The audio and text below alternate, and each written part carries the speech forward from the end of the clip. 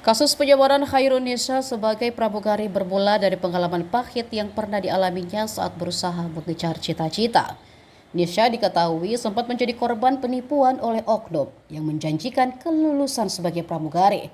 Dalam proses tersebut, ia harus menanggung kerugian hingga 30 juta rupiah. Tak ingin membuat kedua orang tuanya sedih, Nisha pun berpura-pura lolos dan bekerja sebagai awak kabin maskapai Batik Air. Namun berujung ketahuan sebagai pramugari gadungan dan viral.